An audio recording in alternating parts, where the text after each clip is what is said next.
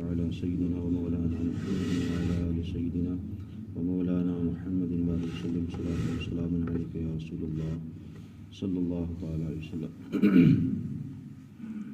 مؤذنوں کے لیے ان کے فضائل کے تعلق سے چند احادیث کریمہ ہیں۔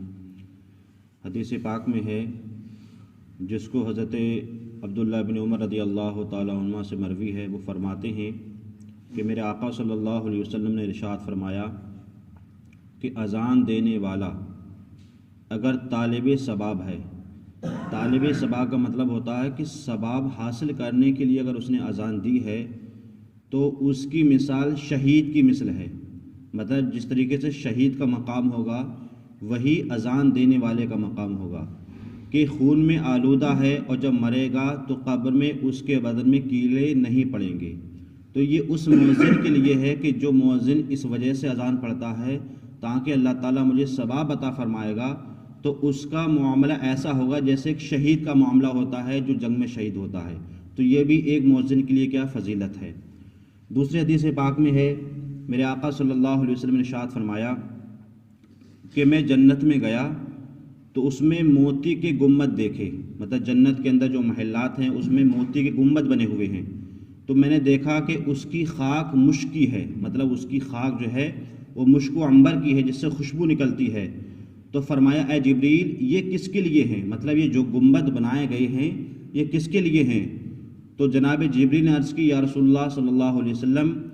یہ آپ کی امت کے مؤذن اور اماموں کے لیے بنائے گئے ہیں۔ سبحان اللہ۔ تو یہ ان کے لیے الگ مقام ہے، حالانکہ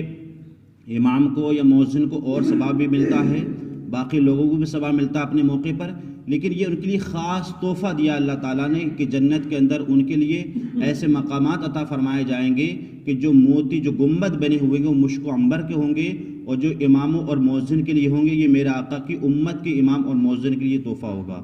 دوسرے حدیث پاک میں ہے، میرے آقا صلی اللہ علیہ وسلم نے ارشاد فرمایا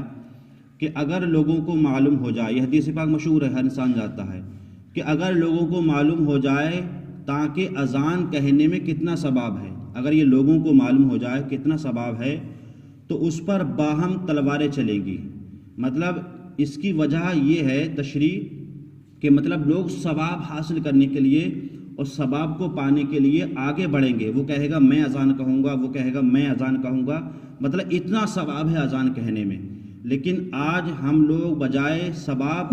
میں آگے بڑھنے کے، آج ہماری امت مسلمہ کا یہ حال ہے کہ ہم گناہ کرنے میں سب سے آگے ہیں، بلکہ بعض جگہ تو ایسا ہوتا ہے کہ گناہ کرنے میں ہم لوگ لڑ جاتے ہیں۔ جیسے حدیث پاک میں یہ کہا گیا کہ ثواب حاصل کرنے کے لیے لوگ آپس میں لڑیں گے، تلواریں چلیں گی کہ میں نماز اذان دوں گا، میں اذان دوں گا۔ لیکن یہاں اگر معاملہ دیکھا جائے آج امت مسلمہ کا تو لوگ گناہ کرنے میں آپس میں لڑ رہے ہیں، اور بعض جگہ دیکھا آپ نے بے شمار جگہوں پر گناہ کی وجہ سے کیا مار تاڑ ہوتی ہے، جیسے ڈی جے وغیرہ بجتے ہیں، دوسرے معاملات خرید و فروخت کے ہوتے ہیں، سود وغیرہ کے ہوتے ہیں، زنا کے ہوتے ہیں، تو اس معاملات میں لوگ لڑ جاتے ہیں اور آپس میں ان کا مقدمہ چلتا ہے۔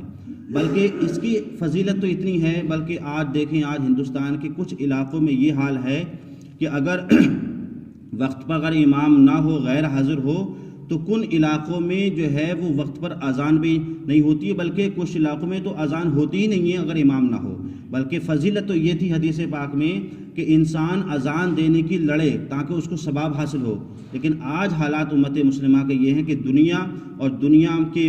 جو ہے چیزوں میں ایسا مستغرق ہو گیا ہے کہ اسے نہ اذان کا پتہ ہے، نہ نماز کا پتہ ہے، نہ دینی کاموں کا پتہ ہے۔ دوسری حدیث پاک میں میرے آقا صلی اللہ علیہ وسلم نے ارشاد فرمایا کہ جس نے 12 سال تک اذان کہی اس کے لیے جنت واجب ہو گئی،